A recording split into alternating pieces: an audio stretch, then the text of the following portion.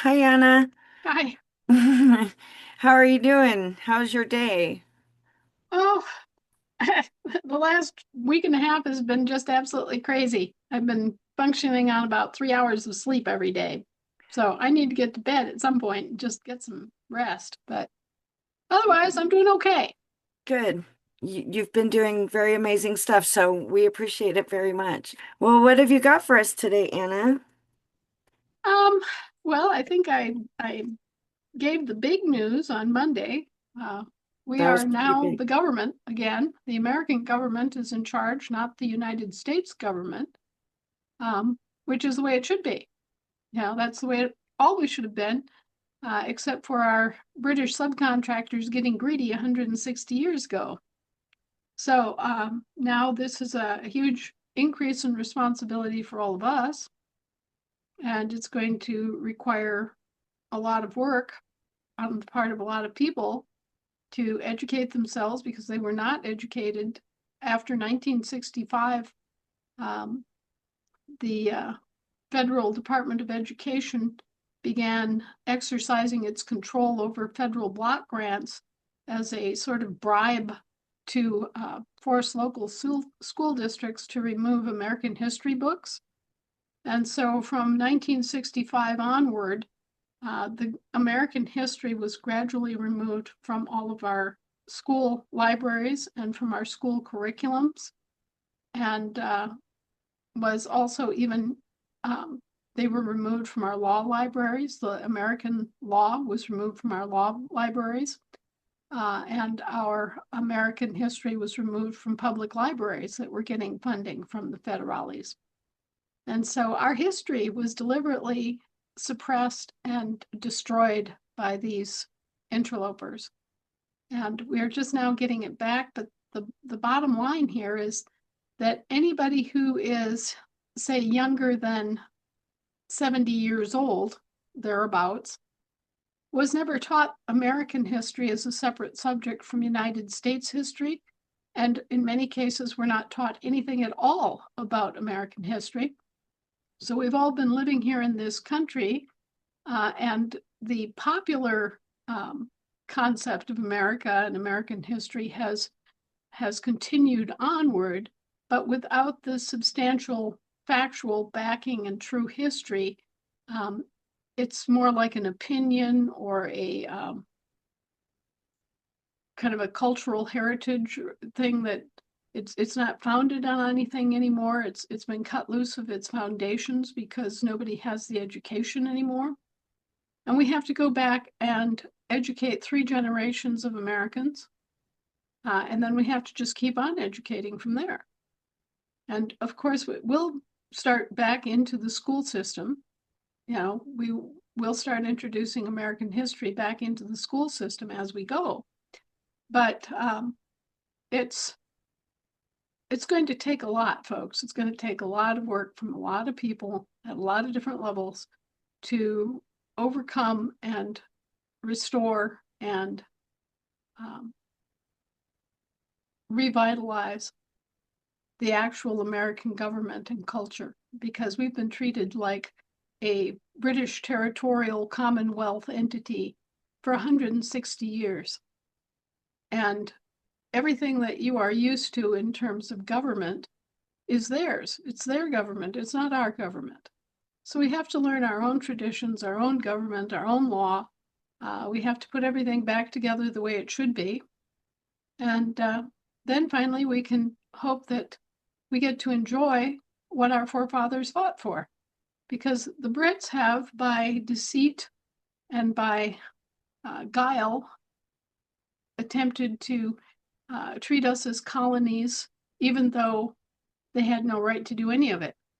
It's just been a criminal enterprise since the days of Lincoln. And now they've been caught, and the rest of the world community can see how they've operated a system of colonialism. They just switched jurisdictions. They, we've all heard about how bad colonialism was and how they were giving up colonialism and even the end of the Commonwealth and all of that. But in the background, knife in the back sort of background.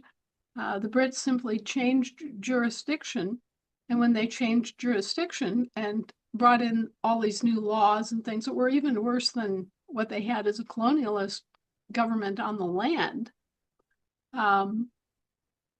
they reinstituted colonialism just in a different jurisdiction of the law. And now they've been caught, and the entire world is reacting. The entire world is against them on this.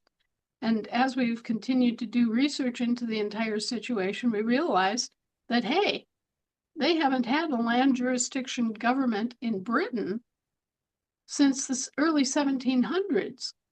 So their own people were among the first victims of this criminality and deceit. They were supposed to have a constitutional monarchy, but the constitutional monarchy exists on the jurisdiction of the land. It does not exist at sea or in the air. So again, they basically did a bait and switch fraud on the British people, including the English, the Irish, the Scotch, and the Welsh. They promised them one thing and gave them another.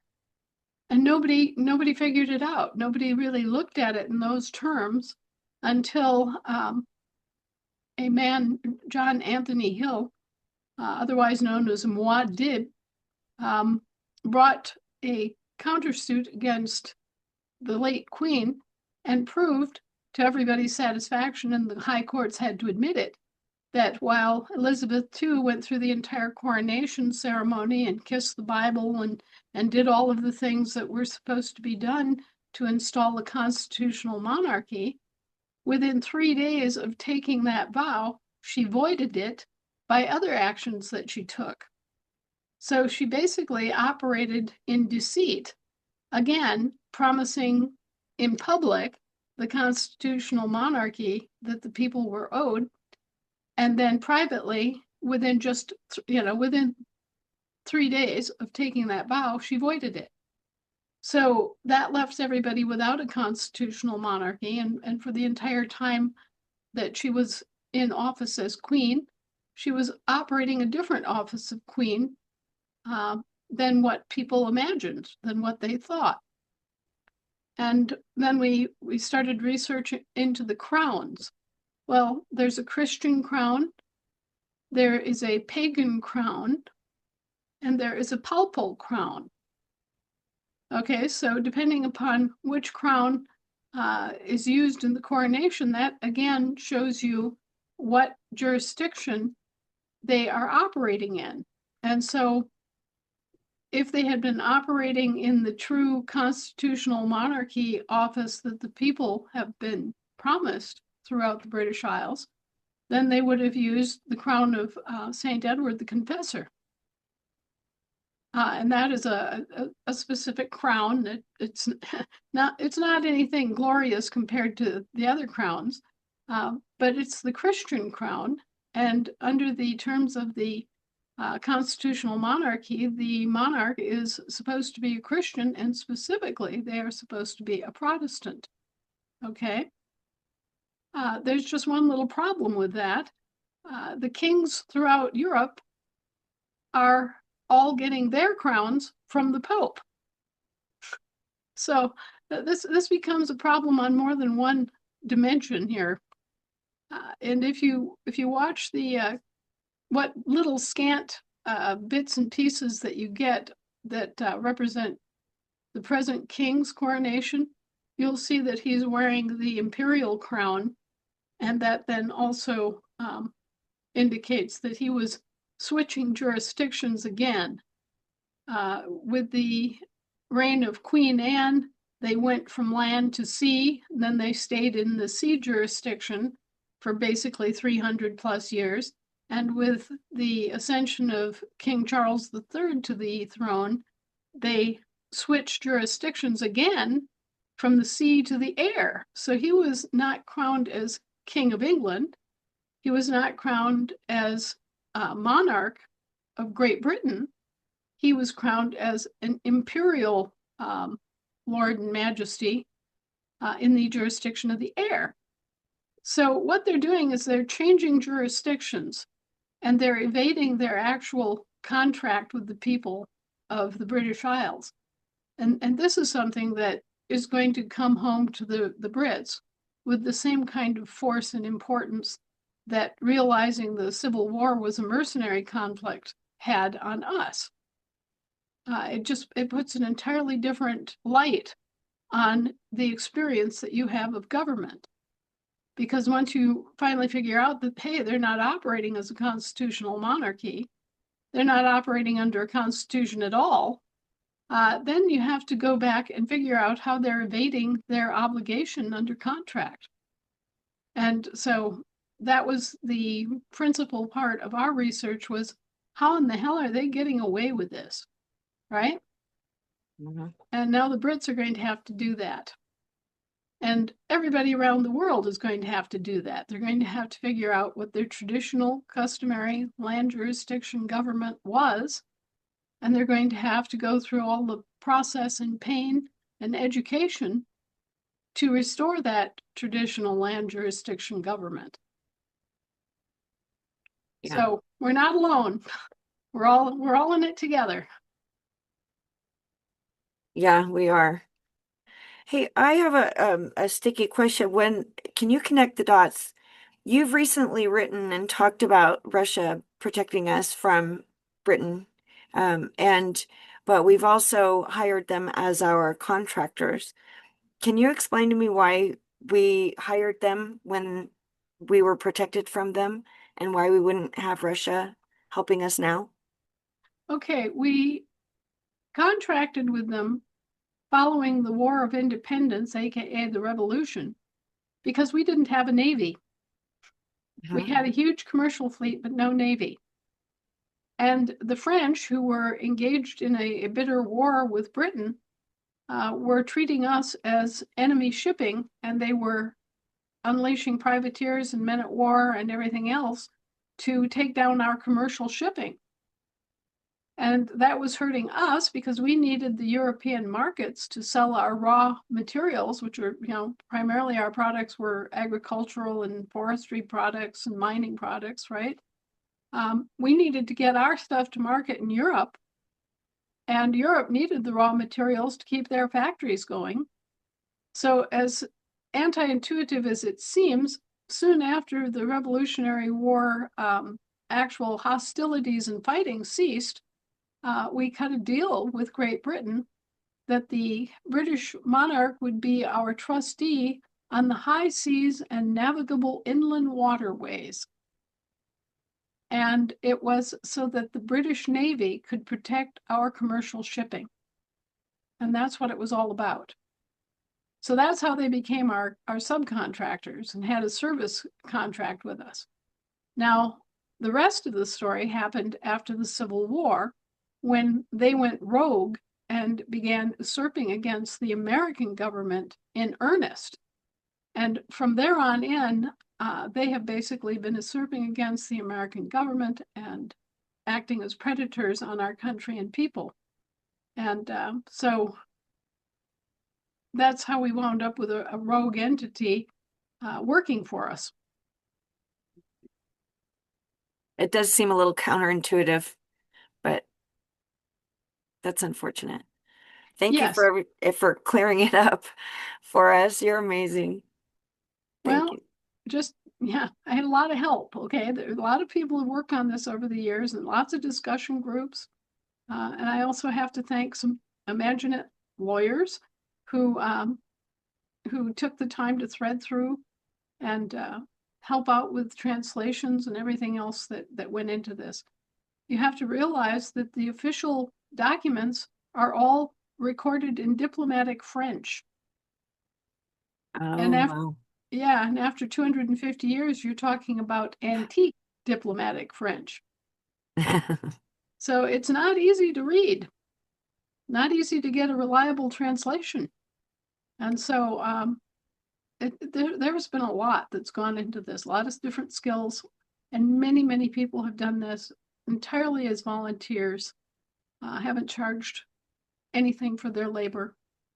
And so we have a great debt of gratitude to people from many different countries and many different generations, because the Americans started keeping records. And, they may not have known what was going on, but they knew that something wasn't right. And so they kept things like handbills and newspaper clippings and magazines and publications that showed up at town halls and county meetings and things. They rattled these things away. And as soon as they saw that we had raised a flag and that we were here, they started feeding us the information. And then we were able to put it in context within the time frame and the state and what was going on at that time. So yeah, we've been blessed, folks. We need to give thanks. Yeah, I think if you were in everybody's living rooms, you might have known that a lot of us were in tears with you when you were announcing it. Tons of gratitude. Thank you so much. Yeah, well, Okay. guess what? One of our first duties here is to go into Philadelphia and clean up the historical district and start the process of um, actually restoring our national capital. A lot of people don't realize that we've always had two capitals in this country.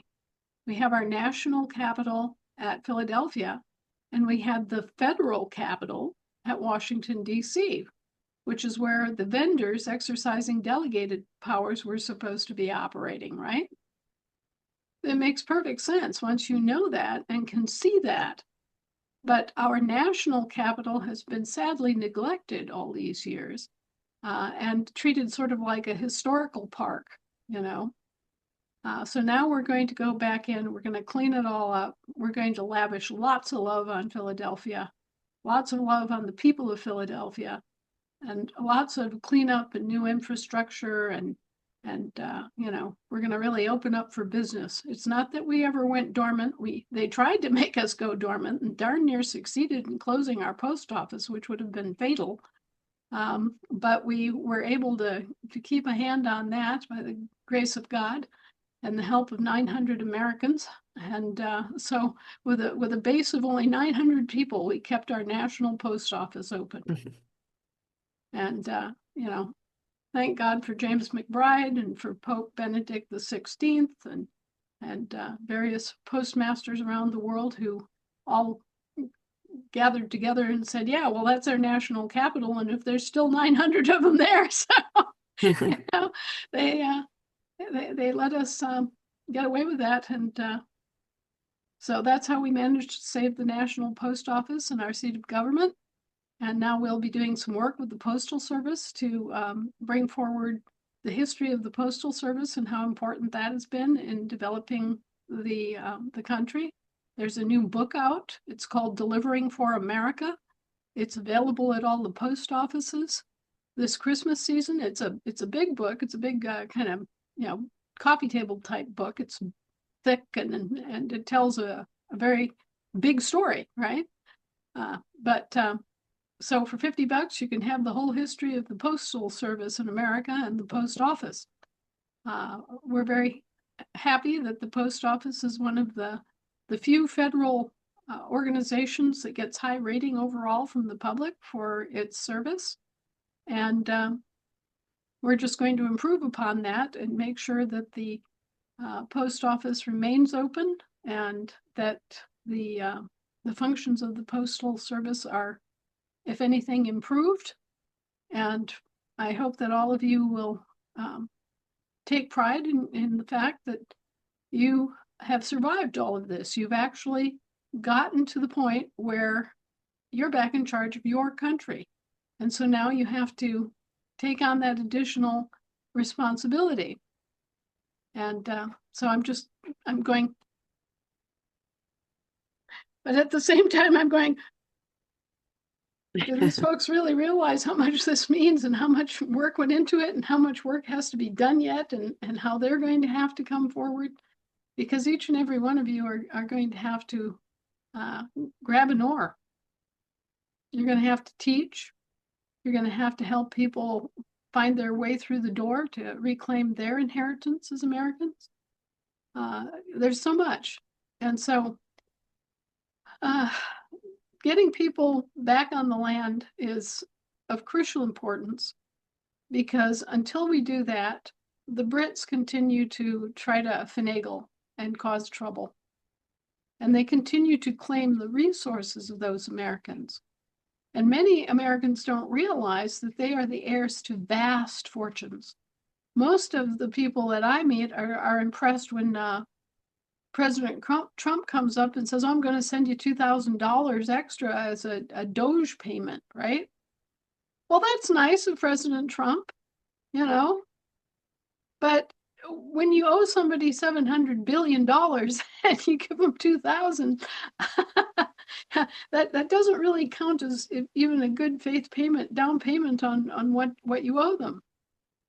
Yeah. And as long as you're letting these courts prey upon people, and on the basis of rather small amounts that might be owed for services rendered, uh, taking your actual creditors to court for a petty debt that they owe you is the ultimate hypocrisy. I mean, think about this.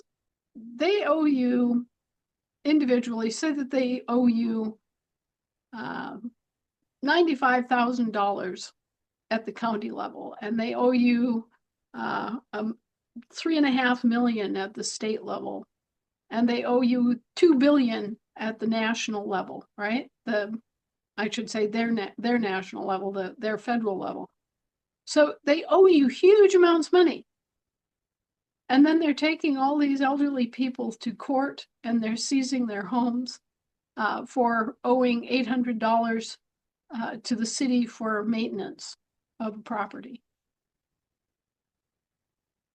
You know, it's just the ultimate hypocrisy. It's And evil. yes, and they're forcing us to continue to extend our credit, because remember, all of this is just credit. There's no actual payment. There's no actual money in this system.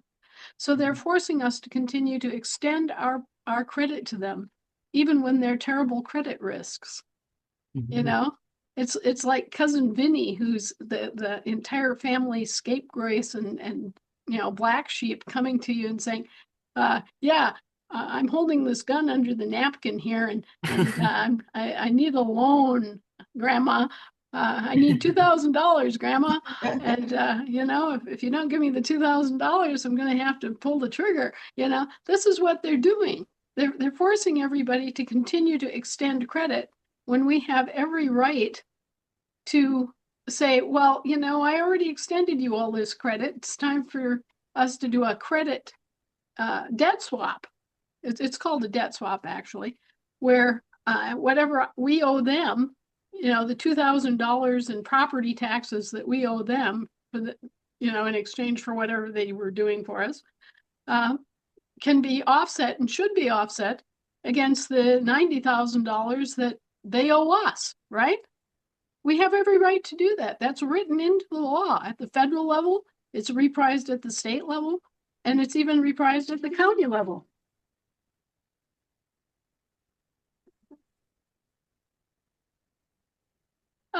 But anyway, so they're forcing themselves on us. They're forcing us to extend additional credit to them, and they are not giving us our right to demand a debt swap. Okay? And the worst part of it is that they're responsible for researching the status of those accounts and doing that for us. And they're just plain out and out not doing it. Did you say a while back, a couple of months ago, that they had taken our exemption? Yes.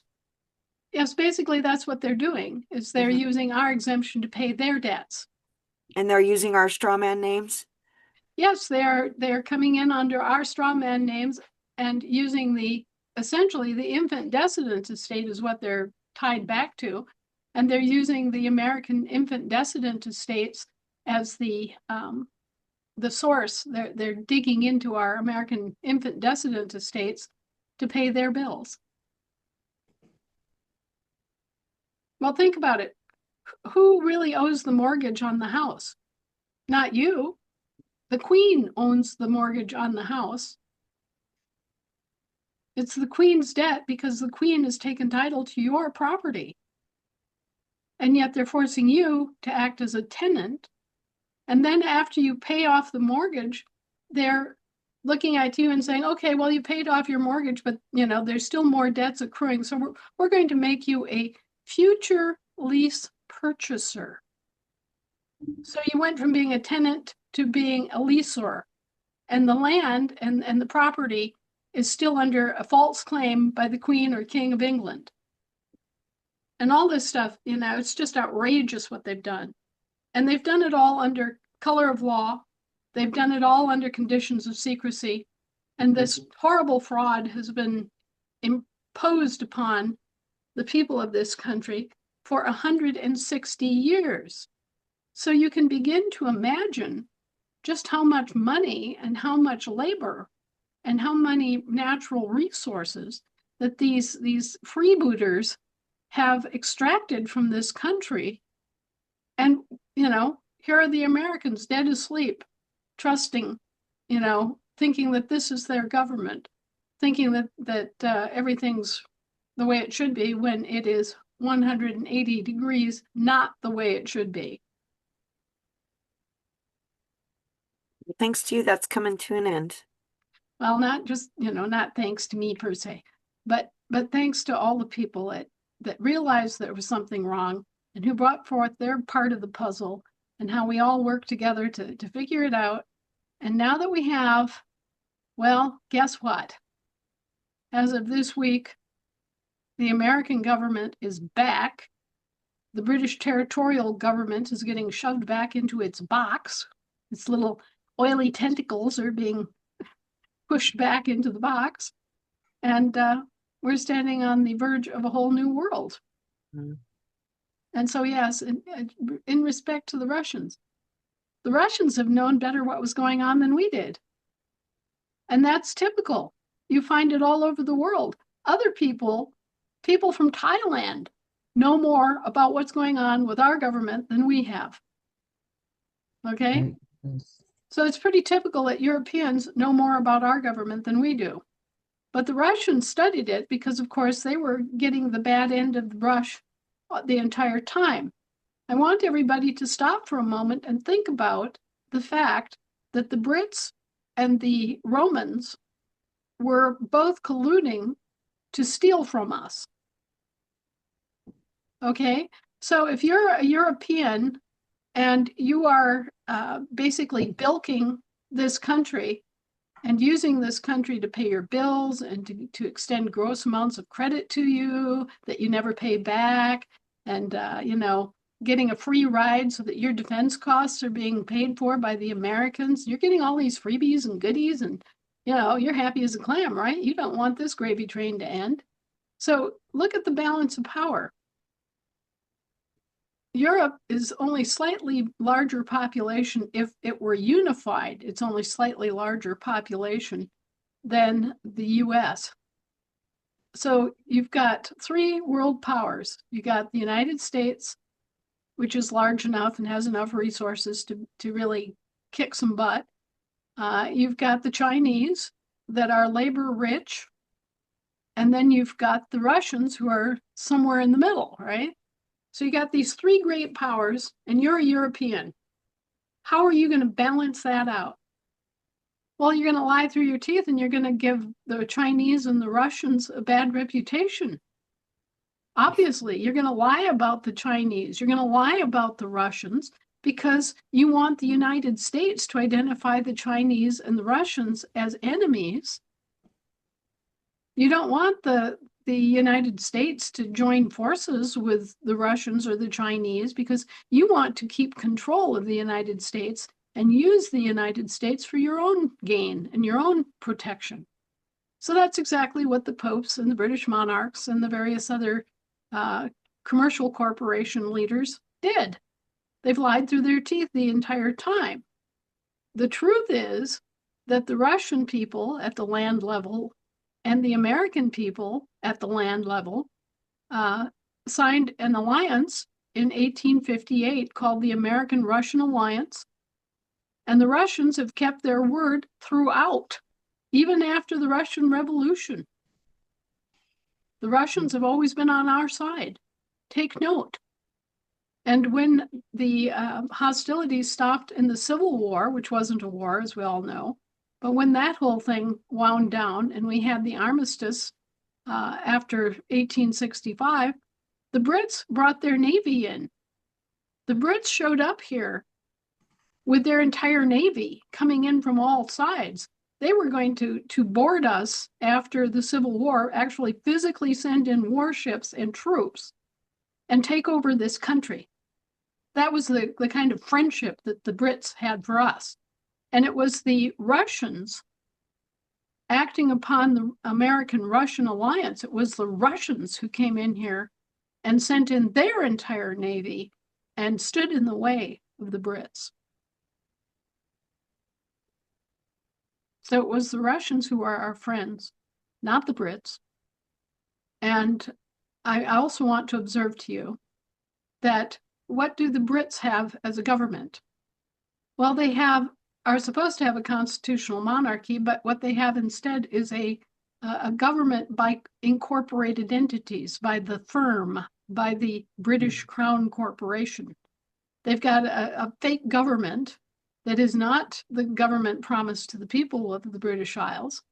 And they've worked the same con game against all these other countries, including ours. And it's all about graft and greed and lies and force and coercion and piracy and corruption of the courts and corruption of a political process that shouldn't even exist, and all sorts of terrible wrongdoing on the part of the British and government, not the people, but the government, and also wrongdoing and corruption of the Roman Curia, the whole Roman Catholic Church, the secular side of the church, not the sacred side, but the secular operations of the church have been corrupted by the same forces, the same commercial forces.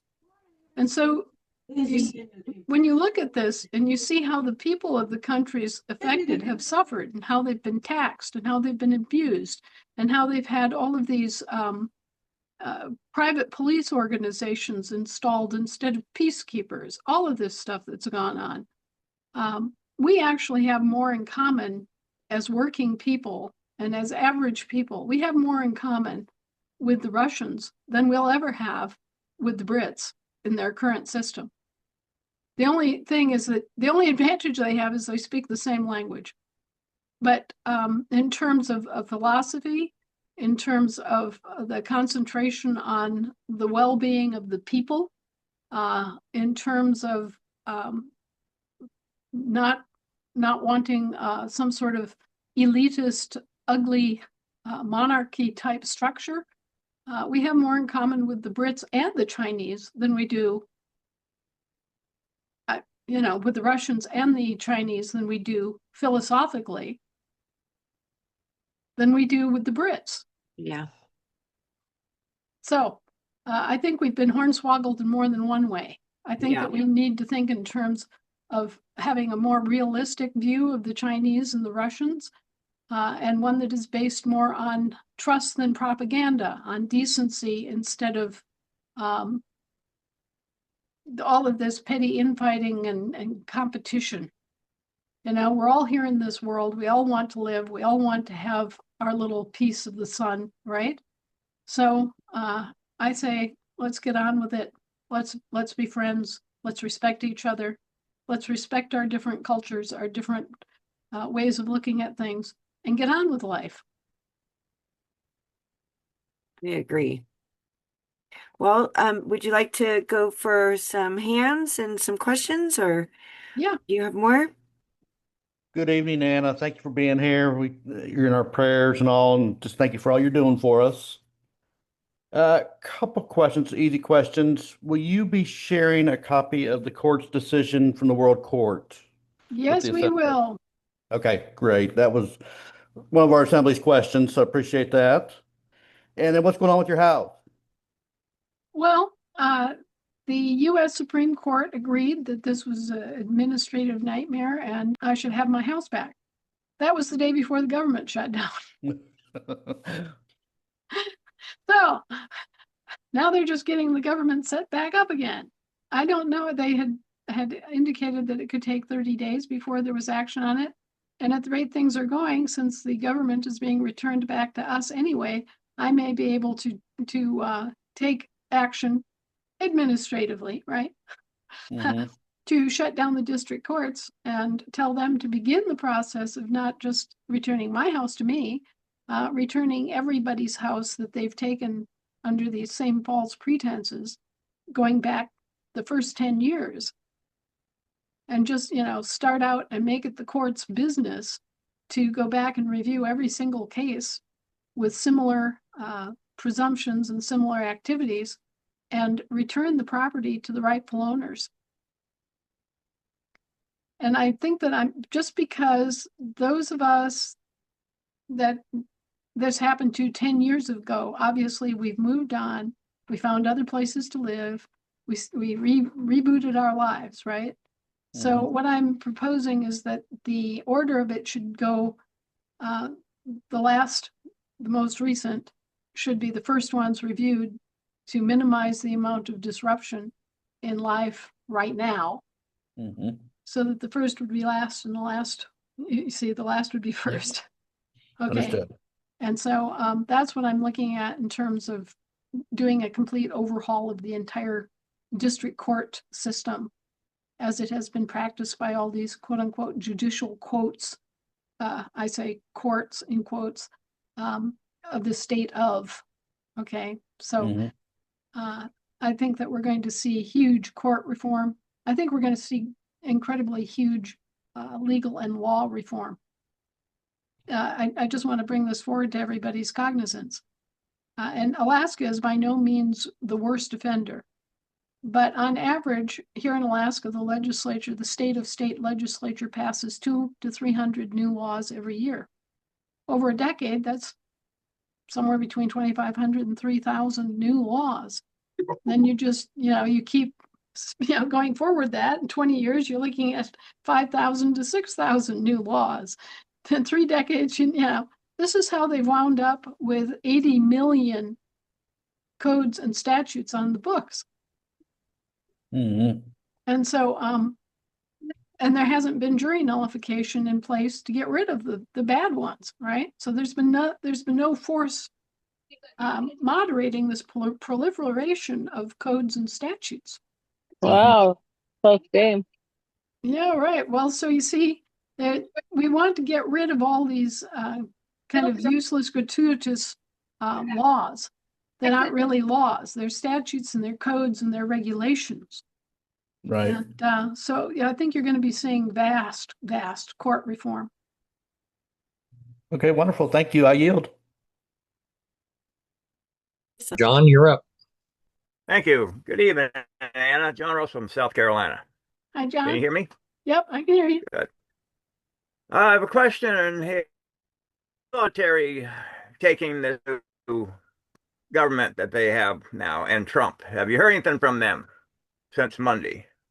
Actually, no, I have And not. I have not. I mean, a lot Pretty of this early, though. doesn't. Yeah, well, and a lot of this doesn't change anything for them, you see. They have a contract, they're doing their contract, and so they can go on and do their contract. It's just that Okay. now, if they don't follow their contract and we disagree with how they're interpreting their contract, then it may wind up in court, you see. That's all. Very good. So I appreciate it. All right. they'll still be here.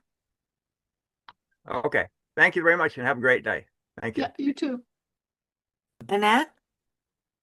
Hi, thank you very much for asking me to be able to have a conversation with Anna. I appreciate that very much. And Anna, thank you for taking the time to talk to us all tonight. I'm going to go back to the Canadian thing because it's really, we have on Florida quite a few Canadians, and there's been asking in our assembly asking questions about that. So is Kevin Annette working with Romano Didelot, or is it working with the Ottawa group? I don't think he's working with either one. that I know of. I think that the Republic Canada is a common law movement of the native nations. And remember, you can have a large number of nations within the borders of a state. So I think that that is a Native Nations initiative that is calling itself a republic. So you've got a Republic of Canada, which would be the equivalent of our federal republic, the American Federal Republic that went dormant back in the 1860s. Mm-hmm. So Okay. what they're doing is a common law movement, and it is around common law courts. Okay. The reason that it's so imperative is because there's a large group of Canadians in America that are permanent residents, and their question is, do we go ahead and become American citizens, do American citizenship, or that's not going to be necessary anymore? And this is different people on our assemblies asking, because we've had the same calling code our whole lives anyways, plus one. But is Canada actually, is it going to be required then for permanent residents to become citizens before, or is it not necessary at all anymore after this process? Well, it's a little bit unclear at this point because say that the four provinces do become state of states, right? They become franchises of the British Territorial Corporation, the British Crown. Okay, well then they're permanent US citizens, right? Okay. But citizenship has a bad name because citizenship means that you owe service and money and everything else to the government instead of the government owing service and money to you. So nobody really wants to be a citizen. They all want to be nationals, and whatever service that they provide to the government, they want it to be voluntary. They don't want to be presumed upon, right? Right. So a lot of them are saying, well, do we do this citizenship and then redo our paperwork and put our status back anyways? No. Okay. Once you're out, you're out. Stay Okay. out. And if you Okay. have land in Canada, then if they come over and they become state of state organizations, right? You got the Mm-hmm. state of Manitoba, say, and you have land in Manitoba. Well, then what you want to do is get organized with assemblies in Manitoba and be enrolled officially as states of the Union, at which point the British get kicked out of a position of trustee over your land. You no longer have to pay their mortgages. You no longer have to pay their property taxes. You're no longer a subject to the Queen and the Queen's expenses. Okay, Nice. so you're no longer paying for the British Empire. You're no longer functioning as basically a territory. Colonialism functions on territories. And regardless of whether you're in the jurisdiction of the land or the jurisdiction of the sea or the jurisdiction of the air, as long as you're a territory, you are subject to a sovereign entity, right? Okay. All right. Is that going to apply here on the United States or on each of our, I guess we're going to be renaming that, but for our homestead tax on our properties, or I guess we're not even going to call them properties on our homesteads here and after as well, is that going to be affecting that? We are so wealthy that, and we earn so much income off of public investments every year, that there is absolutely no reason whatsoever for any American or any Canadian to ever pay any kind of tax at all, including sales taxes. Wow. That would be a glorious moment. I'm sure all of us agree that that would be like we went to heaven. The reason that I bring that up is because there's a bunch of people that have paid Ron Gibson to do their like thousands, tens of thousands to do their properties, to get their allodial titles, to get them into their homesteads, to do their whole process to get out of that system. And unfortunately, as you know, he passed, and so they're all stuck in limbo. And so the panic is setting in. Do we pay another year of taxes? Do they kick us out of our homes. They'll take them for tax sales, things of that sort. And we all know it has to be done on the courthouse steps because it's not lawful.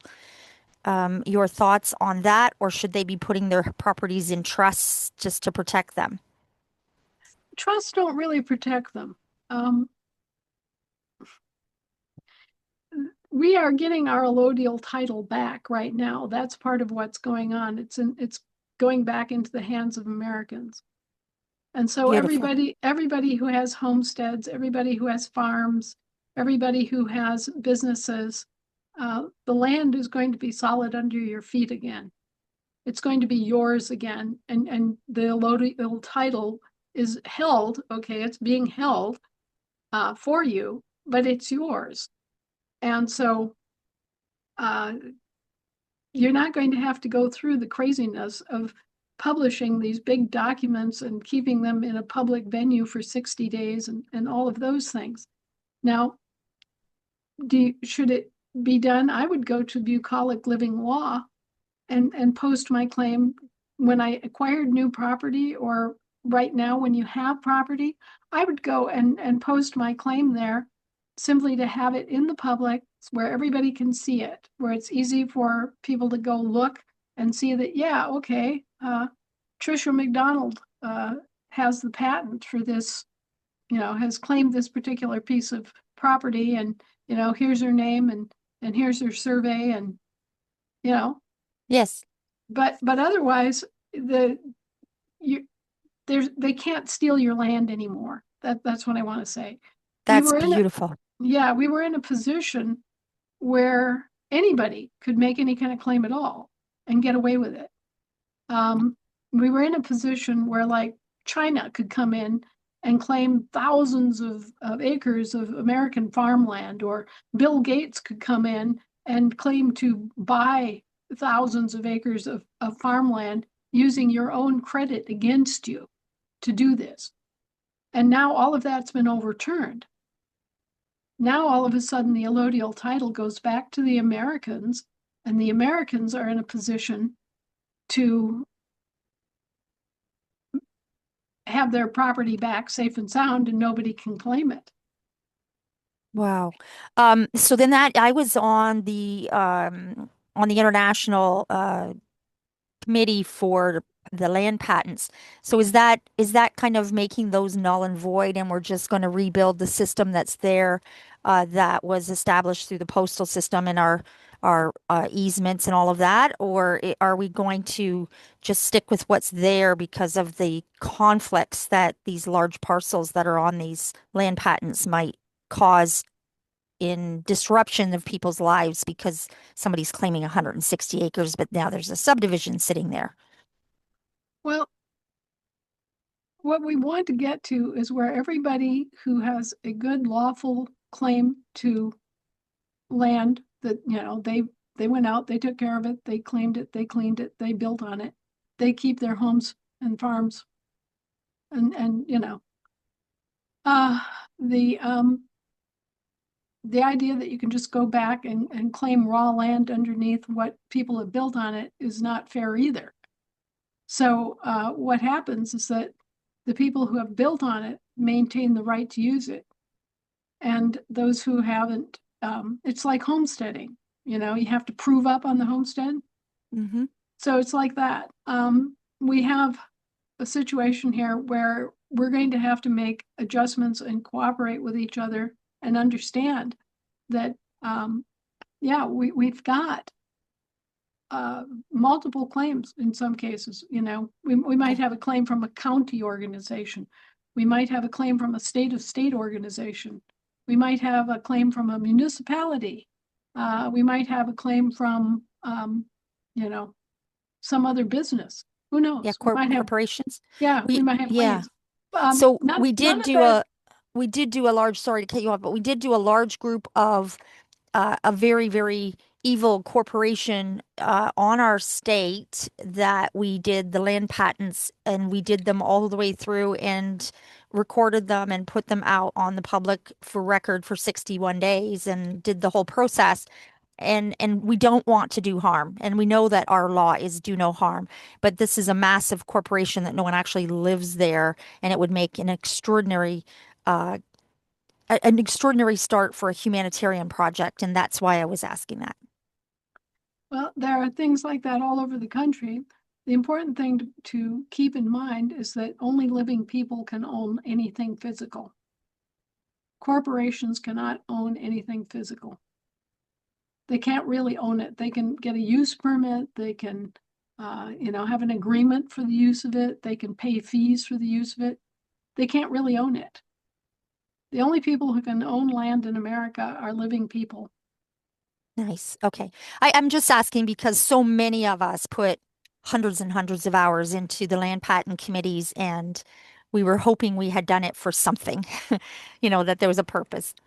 Well, it was, and it's a good purpose, and it's wonderful to have your stuff organized and in a public record. And I encourage everybody to do that. We've got bucolic living law there. It's a wonderful resource to be able to publish your claim to your land. And so I would certainly make use of that.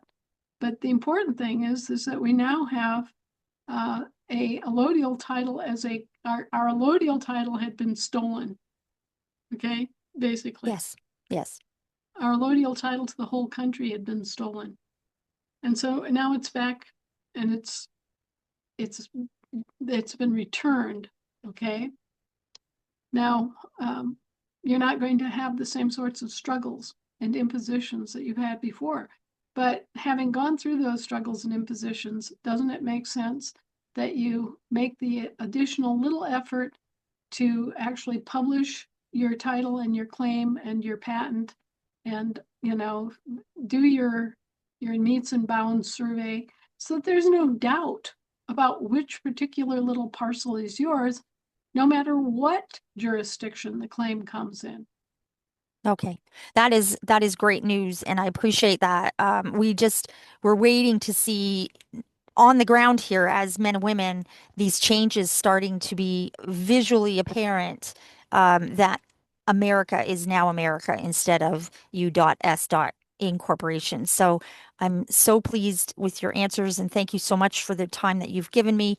And I'm looking forward to see these changes on the ground, and those documents whenever you can get them from The Hague. I guess it's called The Hague or the International Court. And thank you so much for everything that you do for everyone, and have a beautiful, beautiful night. And that goes for everyone that's on the call. Thank you. Take care. Thanks, Annette. David Hara, you're up next. Thank you, David. Anna, hi. About three coordinator training calls ago, you had expressed two priorities for us to be thinking about. One was to get our Jural Assembly members ready, to hold court. And the second one was to think about how we are going to spread our wealth among those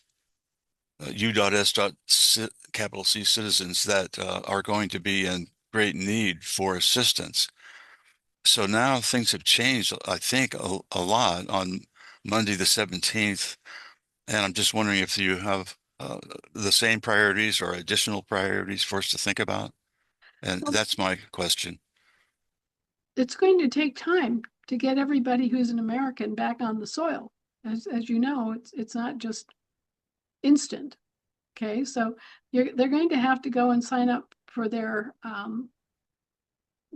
Global Family Bank account, right?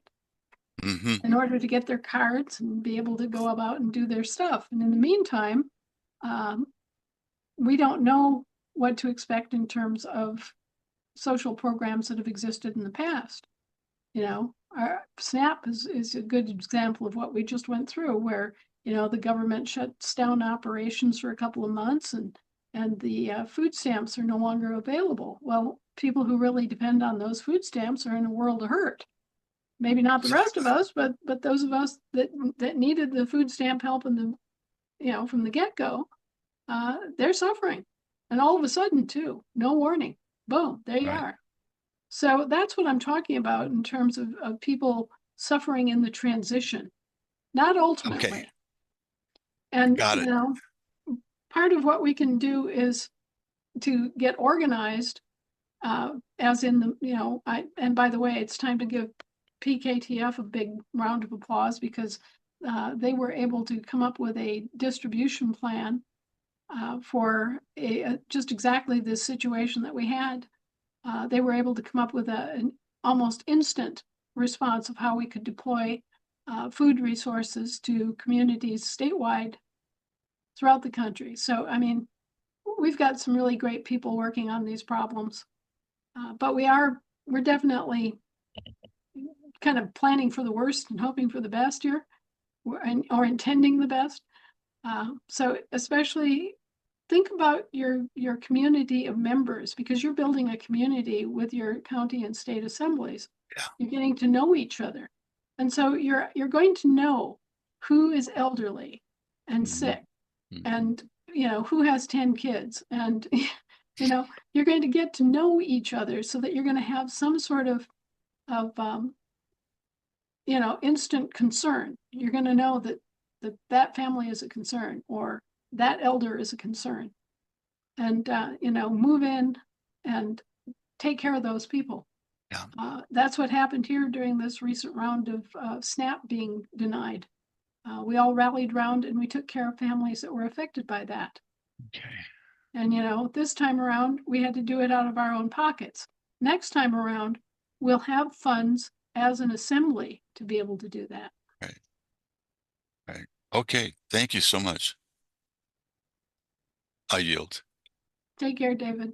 Thank you.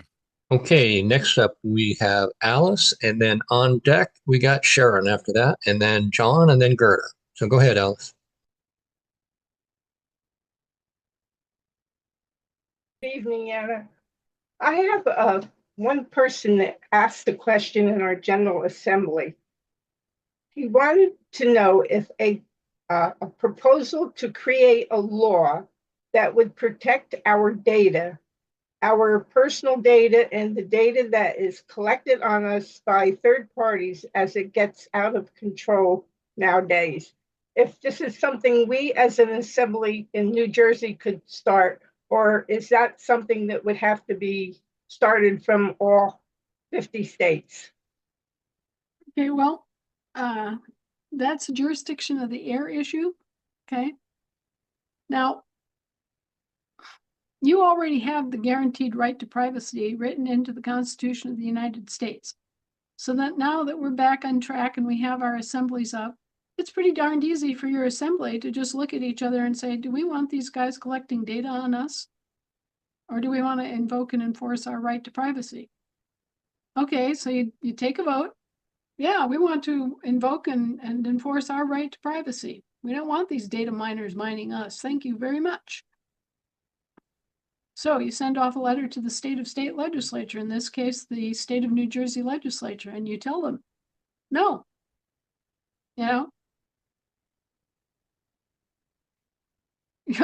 we're giving you your instructions now. We're back in town. We're not absent, and we're doing our job, and we're telling you what we, your employers, want out of you and what we're guaranteed under the Constitution of the United States. Our right to privacy is guaranteed. We're invoking it, claiming it, and enforcing it. Thank you very much. Okay? So your role as a state assembly is to tell the state legislature what you want done. And that role has not been there for many years because our state assemblies have not been in session. But now that they are in session, you take over your role as the employer and you tell your employees what you want done and what you don't want done. Now, are they, at least in theory, able to tell their employees, the people on their payroll, can they establish a different level of service or a different thing for their employees? In theory, yes, that's exactly what they've been doing all along. That's created so many problems. As they've been enforcing their different standards, rules, and laws on their employees while they've been operating in our State of the Union.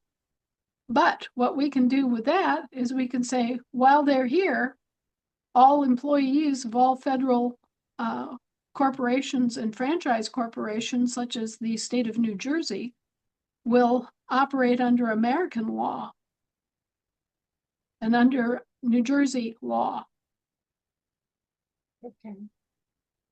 You see, we can come back in and because we're the employers, we can come back in and we can tell these organizations that are subcontractors what we want. And there really isn't anything they can do about that. Okay. And the next question I have is there any way we can get Batista Anglin on the LRO as the recording secretary? Because we've been sending letters for the past, well, since August 15th, and she still hasn't been put on there so that she can do her job. And she's an excellent person. And she's been vetted. Okay. So you want her to be a recording secretary for Yes, New Jersey? Yes. Okay. If you could send me her name and contact information, Okay. and you know, just we would like her added as a recording secretary in New Jersey. Okay, I can do that. Now, please bear in mind that she's had a whole bunch of things come up in her own life, and that's why she hasn't been on the webinars and everything. She's still doing what she can, you know, but it's slower than normal, for sure. Right. Okay. I will send that to you, Anna. And I thank you very much. I appreciate you. Appreciate you too. Thank you, Alice. Next up is Gerda. There she is. Yes, hi Anna, and hi everybody. This is Gerda on British Columbia. And I just have a follow-up question with that Keith was talking about earlier, and wondering if this is the will of the people, how it is that we would become a territorial state, what specific steps would we take? And then as we become a real state, then what would we follow the Northwest Ordinance at that point? Or if you could comment on that, that would be very helpful. Okay, well, you've basically been in a territorial position throughout your lifetime. You've been living as a colony of the British Empire, only it's been a territorial empire instead of a sovereign empire. So really, nothing would change in terms of the basic structure. You'd still be British subjects. You would still have the same laws in place, but you'd be able to get more money as a US franchise than as a Canadian franchise. You'd be able to cut better deals in terms of infrastructure and development, and you'd be able to keep more of your money in your particular province. And all of that's good, right? But you still wouldn't own your own land. You still wouldn't be counted as American nationals. You'd still be British territorials. You know, you'd still be British subjects. So not all that much would change except economically and in terms of development options. You'd suddenly have a lot more going for you in terms of money and development and infrastructure and all those good things. It would go like that overnight, and you'd be able to, you know, have railroads where you didn't have railroads, and roads where you didn't have roads, and public buildings, all sorts of things would just magically shoot up like mushrooms. You're already at the point where in the Northwest Ordinance, where you're already, as territories, developed enough to become full states of the Union. But you have to remember that in order to become states of the Union, you have to have what? Assemblies. And those assemblies have got to then be there to accept enrollment. Okay, so it sounds like it might be fairly straightforward in our case, assuming that people are in favor, and I certainly hope they are, and Right. That we then just proceed to make our assembly, get everything standing, get our courts fully seated, and then take the necessary votes. And Right. And it's you know, it's assumed here that if you become a territory in this country, right, that you want to be enrolled as a state because this is the pathway, right? In the case of Canada, Canada is coming in with the opposite presumption. The opposite presumption is that you want to be a territory of Great Britain and you want to live as a colonial possession, okay? Now, when people are looking at that, that's a whole different roster of concerns. You know, you ask them, do you want to really own your own land or do you want the Queen to own it for you and charge you property taxes? You know, they have different things to think about. And that's what I was trying to bring forward in that article about which state Canada, because the first leg of this journey is just transferring from one territorial government and one territorial entity to a different territory and entity, right? And it has all of those economic benefits to do it. So, you know, arguably they should. I mean, Donald Trump wasn't wrong about that part, all right? But beyond that is the whole question of, do you want to be a British subject or do you want to be an American? And enjoy owning your own land and not having property taxes and not being mortgaged for the Queen's debts or the King's debts. I mean, these are the issues that you get into when you're talking about true State of the Union status. Thank you so much. I yield. Lovely to see you. Good to see you too. Thank you, Gerda. Denise has been waiting for the whole time. Go Uh-oh. ahead. Anna, thank you for all your fantastic work. We're all here cheering for you, and cheering with you. So thank you for everything. Now that we have reached this milestone, and there's been a lot of them, do you see a change in the types of documents that we're going to have to publish to be nationals? That part of it, I think, is quite possibly largely going to go away, except for people who are in the process of naturalization now as immigrants. Okay. I think that what's happened before is that the presumption was that all of these registrations, these birth registrations, were correct. And now the presumption is going to be that no, they're not correct. We're going to throw those out. Mm-hmm. And the presumption is going to be that if you're here and if you can prove that you were born here, which will require a different process, you'll be recorded, but you won't be registered. Okay. Mm-hmm. So we'll make a recording of each baby's birth and, you know, exactly where and when they were born and who their parents are and that kind of thing. But there will no longer be a presumption that the birth registration paperwork is valid. Mm-hmm. So at that point, nobody will have to go through the whole business of declaring their status as an American. If they're born in a state, then they will be recognized as nationals of that state. Mm-hmm. And if you want any other status, if you want to claim British status, if you want to claim to be a British territorial, then you'll have to go to the King or Queen's administration and, you know, work out your own arrangements with them. Same thing with the Roman Catholic administration. If as a Roman Catholic, you want to be a slave of the Pope, well, you know, it's not for me to say. It's for me to hold the door open so that you can claim your status as an American.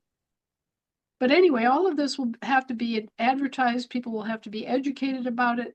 There'll have to be offices established and means established for those people that want to remain British subjects. You know, okay, you can be British subjects. It's not my right to say what your political status is. So yeah, we will expedite it. We will give them the proper embassies. We'll do whatever we have to do to make it easy for people to claim their British subject status if they want to do that. Mm-hmm. And it'll be up to the British government to provide them with, you know, the means to claim their subjection. Same thing with the church. If somebody wants to claim to be a citizen of the United States, quote unquote, and a municipal citizen, fine. You know, we'll do everything we can to explain the choices and let people make their own decisions. We're not going to sit around and interfere with the individual freedom to determine political status. Well, thanks for that answer. Now that the American government is in charge by these diplomatic French documents and other documents, are those be soon in an article so that they're kind of archived so that we can say this was on November 17th, these were the documents that then declared us, or, you know, is it going to come to us in a nice, tidy package? Well, I don't know about tiny. I don't know about tiny. I can't promise tiny, but you know, we're really looking forward to having the kind of organization and care for documents, to have our archives properly secured and in the right kind of atmospheric conditions and all of that. Yeah, we're looking forward to that very much. And at some point, I think that we're going to have like almost like thumbnail publications. Yes. That kind of go, and this happened, and this happened, and this happened, and here's the document, and here's the document, and here's the document, so that, you know, people can choose a subject that, you know, for whatever reason. Now, bear in mind, we're looking in the rear view mirror at the IRS for Americans. Americans are all saying bye, but you know, the history of the IRS, you know, how it came to come into this country. The rationale that was used to allow it to operate in the states of the Union, the ways that the 16th Amendment paved the way not only for the federal income tax, but for mortgages, property taxes, all these different taxes that you've had to pay. They're not your taxes. It's not your system. These were all things that were imported purportedly for your federal employees. And so, you know, the history of how the scam was put together and the way in which they introduced all of these things as if they were to apply only to their own citizenry, and how they then usurped and you know, kind of kept soliciting and latching on to Americans and drawing Americans into their foreign system so that they could bleed them dry and use their assets as collateral to borrow against, and then make the Americans pay off not only by having their assets collateralized, but then making the Americans pay for their debts. I mean, it's, you know, it's a fascinating story. It's criminal as hell. And once everybody understands how they did it, it can't happen again in any recent living memory. And as long as we teach our children what they did, they'll never be able to get away with it. Okay. But we need to take note, and yes, we are going to have those kinds of informational materials available so that parents can teach their children, so that schools can teach it, so that we become an educated populace, and so that we can tell the difference between us and them. Nice. Well, thank you again for all that. And then just one little, is there a timeline update on, like, for say the Philadelphia cleanup that you talked about? How can we participate in the opening of GFG anytime? All you guys are going to have, you know, your mops, your buckets, your cleanup crews, you know, rubber gloves, the whole 9 yards. Everybody is going to be invited to take part. There isn't going to be, unless you want to be unemployed, there won't be an unemployed person in Philadelphia, and probably a good sector of Pennsylvania is going to be, you know, busily cleaning and fixing, and you know, we're going to throw the block party of block parties for Philadelphia. Well, with all of this change, do you think that the Federation will be employing any federal government employees, or are you still going to maintain that? Because that's part of our documentation right now, is that we do take in that information. Are you employed for the government or not? If we're not recording people, or they're doing their 1779, et cetera, and answering that question, the possibility of having active federal government employees on our assembly or in Federation positions would be a possibility. Are you still thinking the way you were before, or what's your thoughts on that? Well, look, what they did is they made all federal employees, by definition, dual federal citizens. They just arbitrarily assumed, presumed, imposed both forms of federal citizenship on federal employees, right? And so now what we've done is said, hey, wait a minute, you don't have to be both. You can be one or the other. Okay, so if you're working for the military, you can claim your American state national status, you know, as an American born in New Hampshire, right? And then you can be a U.S. capital C territorial citizen because it's required by your job at this point. You don't have to give up being an American in order to have employment. Okay. So the only thing that a federal employee of either stripe has to worry about is, number one, claiming that they're an American and making sure that their status as an American is recorded. Okay.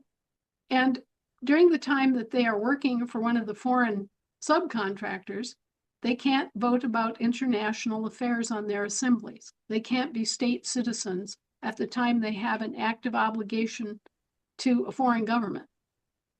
Now, there's a lot to be sorted out here. I mean, even after all the American assets and everything are back in American hands, all right? There are still things that have to be kind of sorted through intellectually. The Roman Curia created all of these corporations, and so they're responsible for the existence of all of these corporations by maximum of law. But it was all fiction. It's all legal fiction. They literally call it legal fiction. Okay, so it doesn't exist. It's not real. And to what extent can we claim that there's a treaty between things that are incorporated, that are legal fictions, that are not in any way substantial? I mean, you've all learned that when you see the words state of something, like state of Nebraska, you're talking about a commercial corporation, which means that it has severed its association with physical reality, right? It's no longer in the physical realm at all. It's a commercial corporation. Okay, so can you really have a valid contract with something that is airy-fairy to that extent? Well, or are they all invalid? look at the motu proprio I sent you last. Yeah, I think they're all invalid because even the apostolic letters of July 13th or July 2013 declared it so. And that is the creator of them. Right. However, did you realize that right now there's a big flap about the motu proprio, because they have since released a copy of the motu proprio that is just the first page of it. Oh, well, that would be very misleading. Yes. Now, I remember when it came out in 2013, and we do have record copies of it as it was originally published, and it had. I sent it to you last week. Right. Yeah. And there are other copies of it on Scribd and other archive resources. So yeah, we know that the motu proprio had 3 pages. We know that what it said, okay, but there is another version being circulated now that just has 1 page, the first page only, and that leaves you without the critical information. Yeah, and that so would. We're having to go back to the Vatican and say, okay, well, we want the real deal. We want all the pages, and we want it officially stamped and certified. And we're going to make this apparent.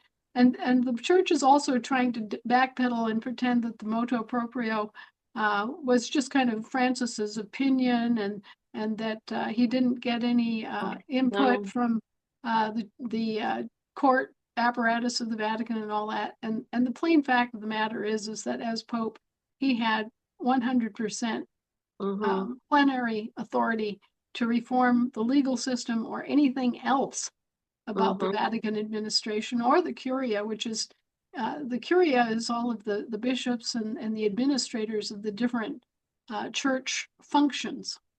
Okay, so he had complete plenary authority to reform the canon law, which is the law that applies to the church officials and functionaries and employees and vendors. Okay, but he also had the plenary authority to reform the structure of the entire thing. And he did both. Because, for example, for the first time ever, they included vendors. If you're a vendor to the Holy See, and you have an official capacity as a vendor, you can be held responsible for reporting crimes. It was a sweeping changes were made by Francis. And, you know, if Leo wants to come back and backpedal, he's going to have a hard time, because we're all going to stand there and look at him and say, oh, yeah. And he's going to be thoroughly embarrassed if he tries that, because then it will be obvious to everybody that he's once again putting the church and the Vatican Curia in the dark ages of supporting criminal activity. And that is not going to play at all. Good. And I know you'll make sure it doesn't. Anna, thank you for everything you do. I'll yield to somebody else. Take care. Take care. Thanks for sending. I think we've got Dorothea had her hand up next. Dorothea? Hi, how are you all? Hi, Anna, how are you? I'm fine, but not as fine as your little fish friend here waving at me. Oh, that is just symbolic to who we really are, coming from the sea onto the land, getting land Yep. back. So, Yep, I okay, got the so joke. Anna, I have a question regarding the birth certificate in this way.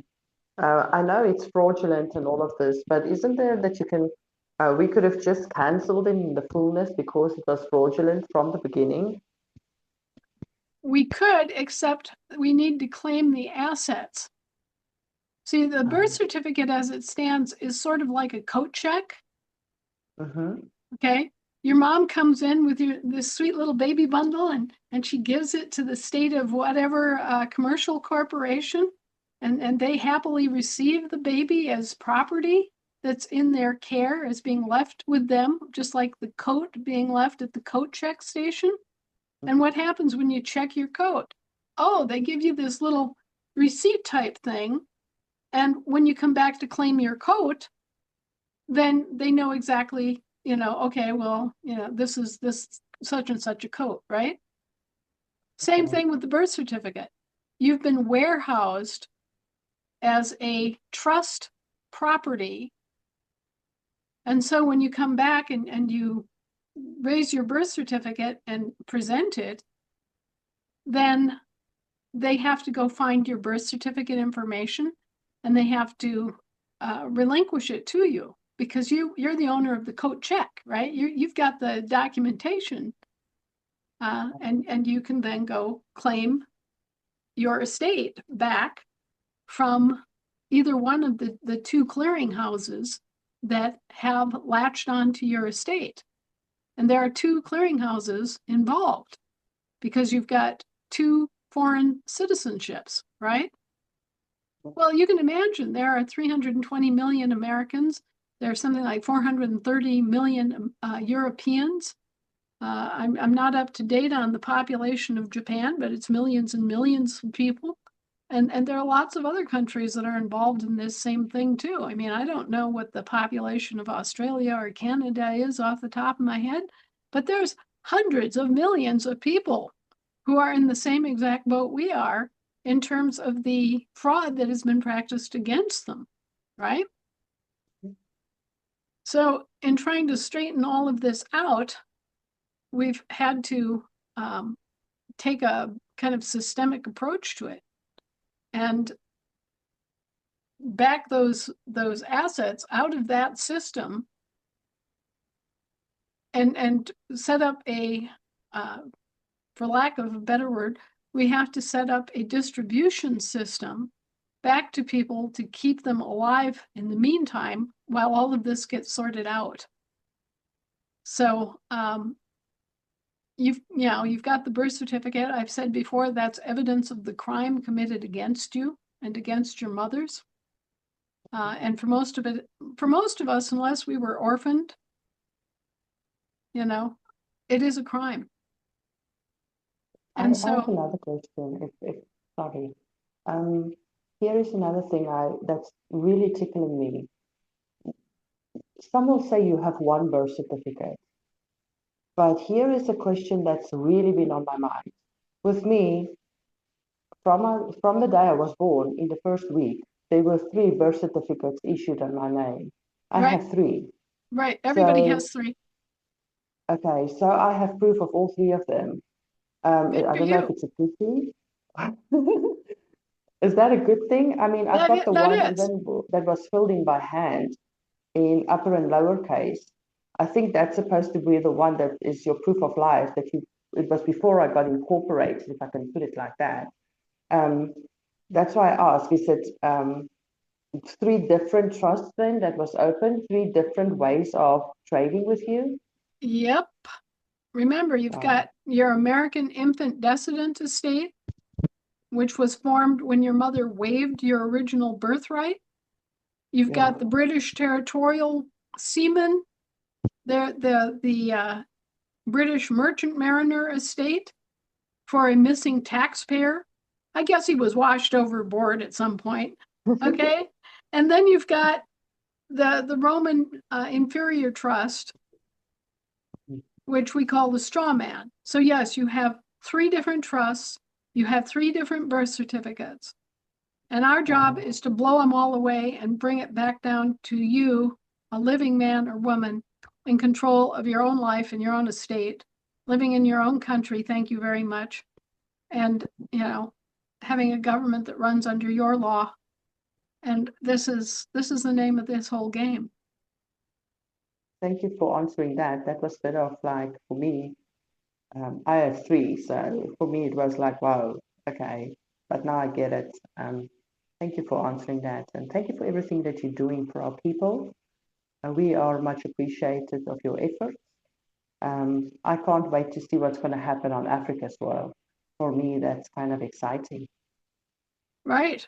It's very exciting. And, I don't know if you were here at the time that we did this, but this was a conscious thing on our part that we spent, I don't know, about 6 months correcting. We were working as a group of grid workers to release energetic dams, for lack of a better word to describe it. The energy to Africa had been dammed up for centuries, so that Africa was starving for energy, and for the flow of energy had been blocked, and the Europeans were sopping it all up. And I don't know if you remember that, but this group, and it's in our records, how we as a group visualized and worked at removing the Great Seal on Bardsley Island. And we worked on removing the Great Palatinate Seal. And when we did that, we just kind of stepped back from that kind of work, because that was the most urgent thing that needed to be done. And just look at what's happened for Africa since that flow of energy has been restored. It's just amazing. I can actually testify that you can see change happening with people's consciousness, and there's a kind of uprise where people just had enough of all the hands in the cookie jar, if I can put it like that. So that's powerful. Mm-hmm. They could see it, and then suddenly they had the energy and the courage to stand up against it. I mean, they're making it look easy now, but before it wasn't easy. No, it wasn't. But thank you. Thank you for everything, hey. And we appreciate you a lot.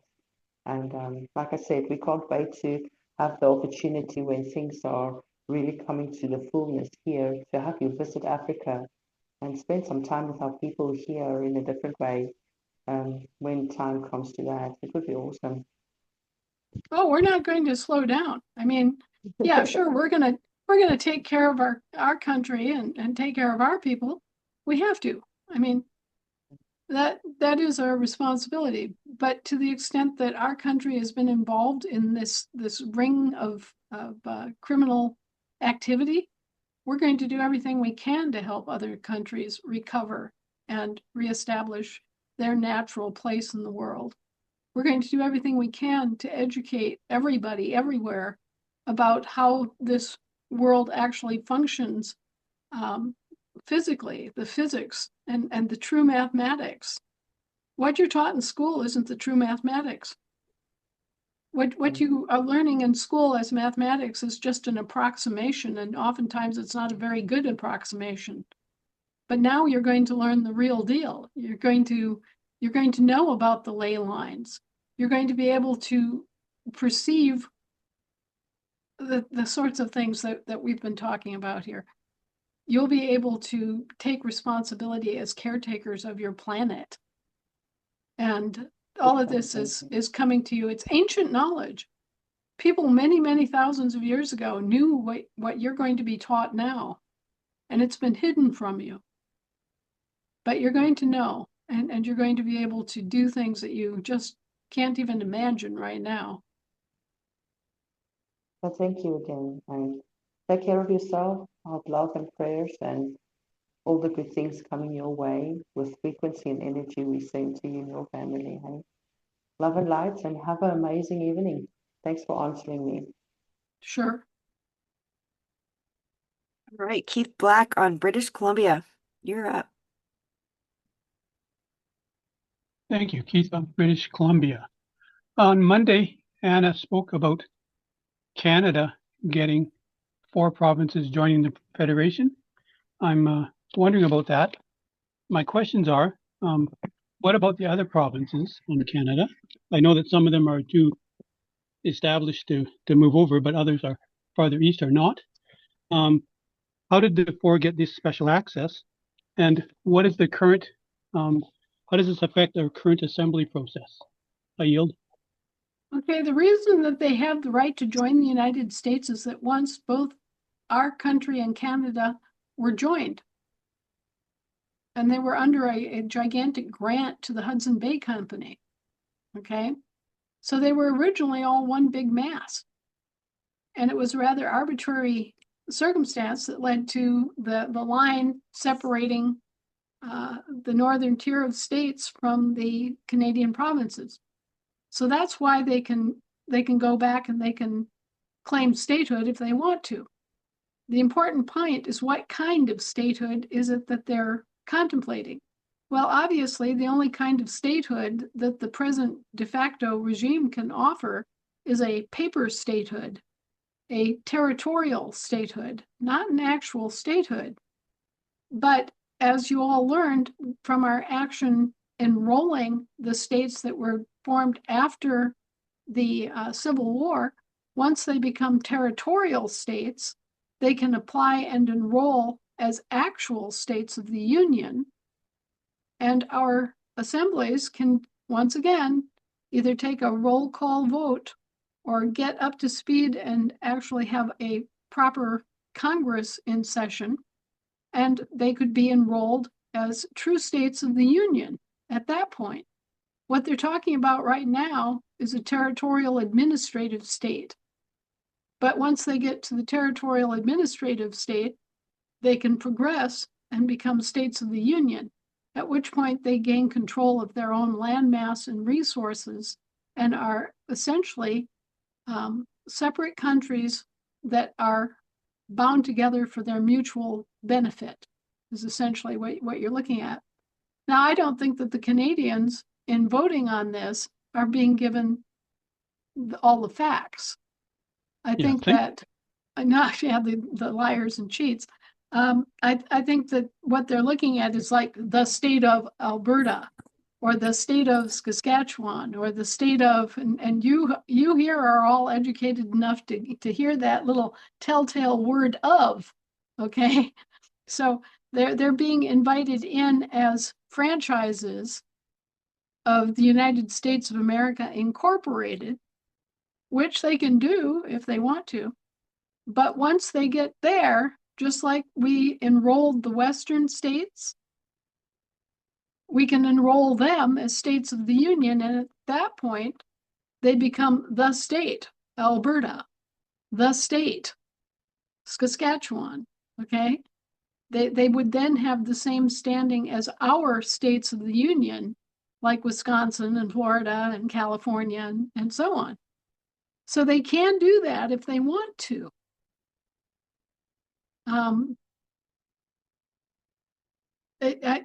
It's up to the Canadian people what they want and how they want to approach this. I wrote an article this past week called Canada, Which State?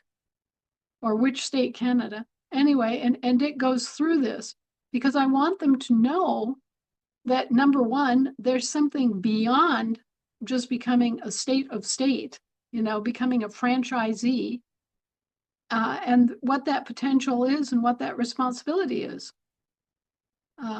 This country did not become great by being a franchise, all right? And so I think when they start off down this road, they ought to have a very clear idea, because it means they'll no longer be British subjects. Ultimately, it means they'll no longer be British subjects. It means they'll no longer be under British law. And if they want to be British subjects, they'll have to sign up. They'll have to go, they'll have to raise their hand and say that they want to be British subjects. So there are a lot of additional choices and issues that the Canadian provinces need to think about. Many Canadians have signed on to a fairly liberal, in some respects, liberal socially, but conservative in terms of asset management, government priorities. And I don't necessarily disagree with them or feel like they're enemies because of it.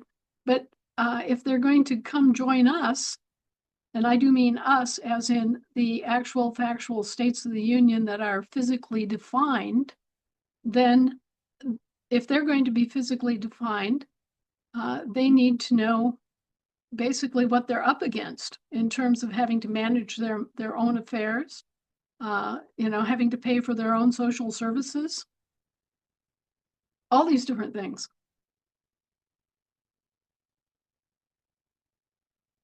I guess it's the difference between living at home with your parents and they boss you around and they make you do chores and all this other stuff, and actually living on your own and being self-responsible. And that's the struggle that we're going through right now, and which they would go through also. And if they're not prepared for that kind of growing up, I think they need to take that into account.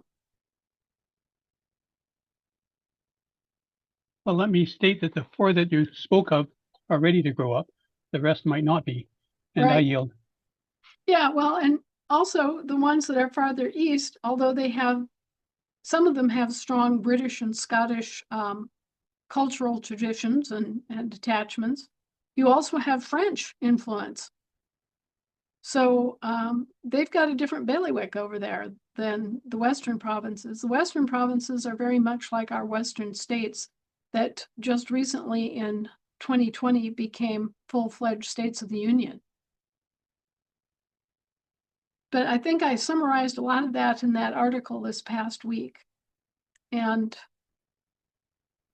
I have all the best will and wish for the Western provinces.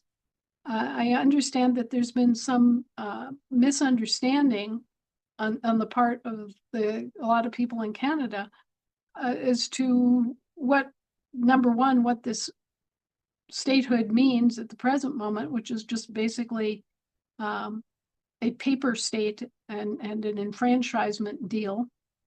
And what and they think that Trump is trying to come after them, or is trying to take over their country. That's not what's happening. What's happening is that 70% of the gross product, the GDP of Canada, is extraction industries in the 4 Western provinces. And under the present government, all of the money coming out of British Columbia, Manitoba, Saskatchewan, and Alberta all goes to Ottawa in the east, and it gets thrown into a giant slush fund. And then because the 4 western provinces have fewer people per capita per square mile and all of that, they only get 30% back as reinvestment.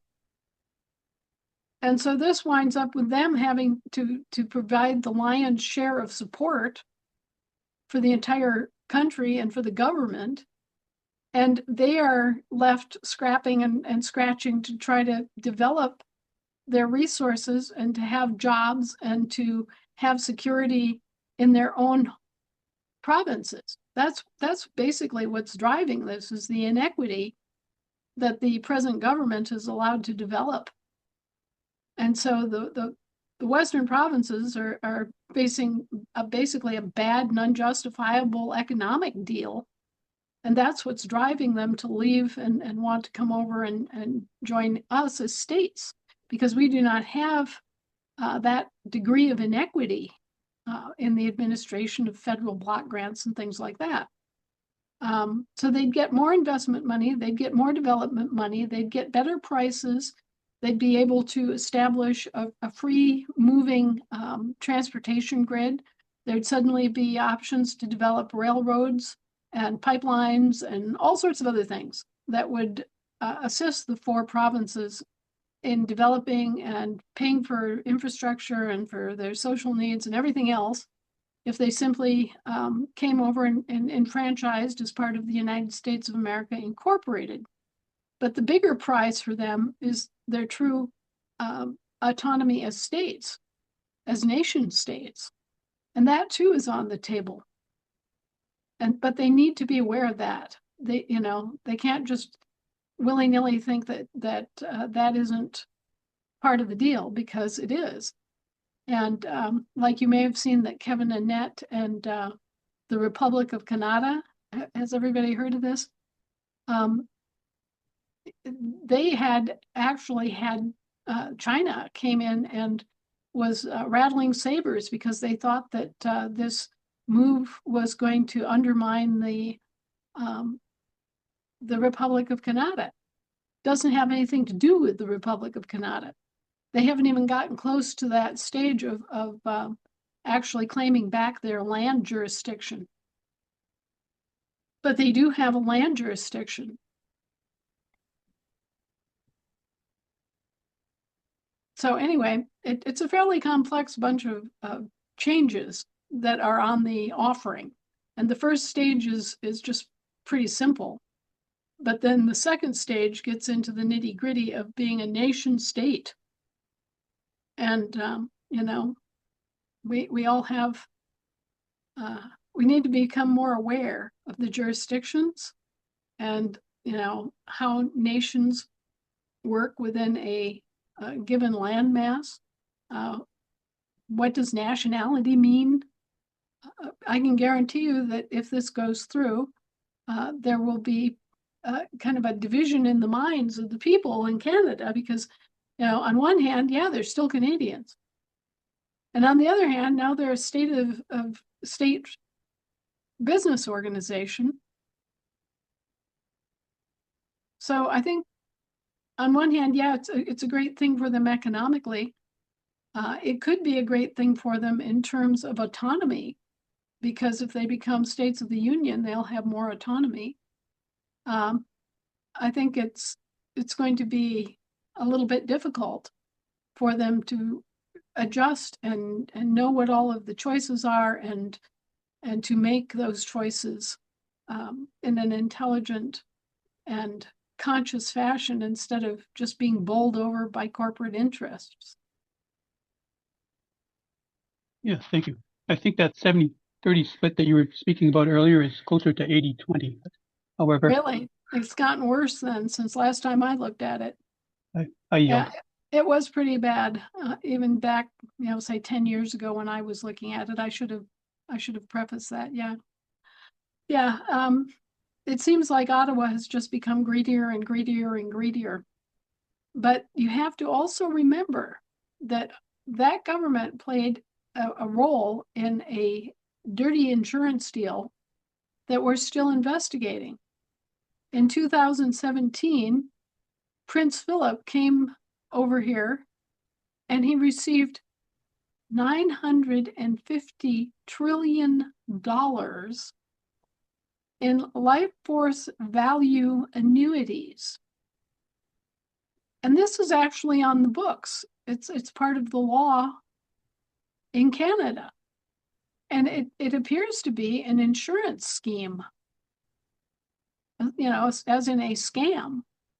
And that $950 trillion, basically, you know, it's a little early to actually say this out loud, but it looks like that $950 trillion was accumulated by seizing upon the estates of dead Canadians.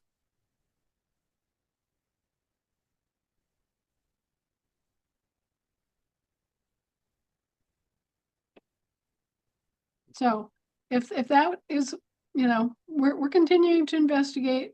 The day will come when we know what that was all about. But we know that it happened, and we know that 3 days afterward, Prince Philip retired from public life.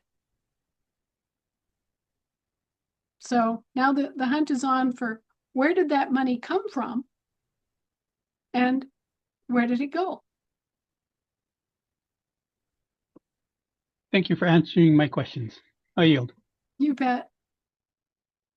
And I believe we have Sharon ready to go. Can you hear me now?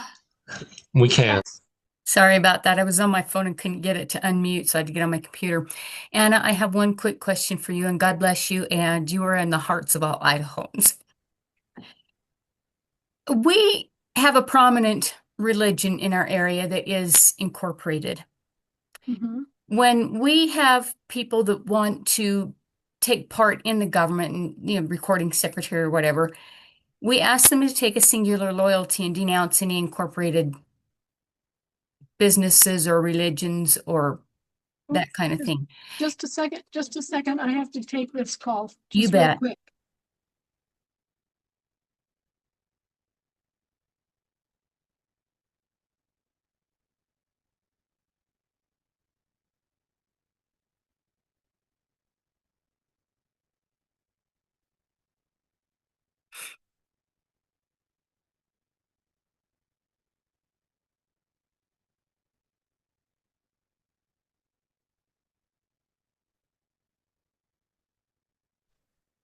I'm back. My question is, if they're required to pay a tithe to do work in their religion, but they don't take benefits, can they hold a position in the government, or do they have to be a dual status? Let me get this. We're not trying to tell someone that they can't practice any religion, but Right. incorporated, and they have to pay a tithe. It's stated they have to pay a tithe rather than passing the plate around in a non-denominational. What's your take on that or opinion? Well, tithing is something that some organized churches do, whether they're incorporated or unincorporated. You know, it's they either accept tithing as part of their religion or not. And as a religious issue, we can't really speak to it. If you know, they're free to believe as they will or come or go as they will. So you know, our position is that there's a separation between church and state, and we don't interfere in matters of religious belief. We interfere if somebody's religious belief leads them to lop somebody else's head off. Okay, because we're here to protect everybody. But otherwise, you know, you can believe that the moon is made of green cheese and it's not our business. Now, when it comes to singular loyalty oaths, in terms of, we don't do oaths, we do affirmation. But when we do affirmations for being state citizens, the reason that that's the way it is that we want people who are not going to be unduly influenced in conflict of interest. And so what happens if the federal government is intent on grabbing some particular natural resource in your state of the union? Well, we want people that are going to look at the deal and make an evaluation on behalf of the people of the state, and who are not going to be federal employees on the side siding with the federal government because they see some advantage for themselves, you see. We're trying to avoid conflicts of interest by making sure that those who serve as state citizens are wholly aligned with the best interests of the people of that state, of the union. And that's really what we're concerned about. We're not looking at things like, do you have a religious belief in the rapture? That does not present a conflict of interest, you see. So I guess you have to get down to the level of, is there anything in their system, their religion, that would be a conflict of interest with what would be good for your state in its development initiatives? I mean, obviously, if their religion requires no development whatsoever of any resource, that could be a real hang-up. That could be a conflict of interest when it came to serving on the International Business Committee, or not committee, but assembly. So, it's, you just have to use some common sense and speak to the heart of the problem with people, or the issue, I should say. There's not always these problems. It's more of the issues, just, is there anything in your system of belief that would keep you from fairly evaluating a resource development question or a business contract for the state? And would you recuse yourself from participation if you recognize that there was a doctrinal issue? I find that overall, if you're just really upfront and honest with people about the concerns of the assembly, they're reasonable concerns, right? You can talk freely about anything. And the harm comes from making judgments without talking freely. Yeah, thank you. The biggest thing that was in most people's biggest concern was that it's incorporated. But I don't know, I kind of think, what's the difference between that and getting a membership to Costco? Well, all of the churches are pretty much incorporated. There are very few churches that are unincorporated, and those tend to be churches that are not, they're like home churches where, a group of families will get together and gather for Sunday, and someone there will just, be the leader of the little congregation. Jesus in the Christian religion certainly said, where 2 or 3 of you are gathered, there will I also be, right? Right. And so, and certainly in the Christian religion, there's a long tradition of those, small little unincorporated churches. And whether they meet in somebody's home or they meet in, the basement of the high school or whatever, there's a strong tradition there of those sorts of unincorporated churches. But virtually all the other religions and many of the major Christian religions have all incorporated. And they've done so trying to avoid taxation. And the pity of it is that they were never taxable in this country anyway. They didn't have to incorporate in order to avoid taxation because they were already tax-free. As religious institutions in this country have never been taxed because they provide a redeeming social benefit. So they didn't have to incorporate, they just thought they had to. Like everybody else. Yeah, exactly. And they can unincorporate just as they can raise their hand and say, oh, we were not fully and freely informed. And bye, we're no longer incorporated. And a lot of them will do that once they realize that they aren't taxable anyhow. Well, thank you. I won't take any more of your time, and God bless you. I hope I answered the question. But You did. You okay. did. All right. Hey, Anna, we had a couple more hands pop up. How you doing? Can you take these last two? I can take the last two and then we're going to call it for the evening because my voice is getting ragged. Perfect. Okay, next up is Annette and then John. I am so grateful. I'm sorry, I just got scolded for not asking a question and I Uh-oh. forgot.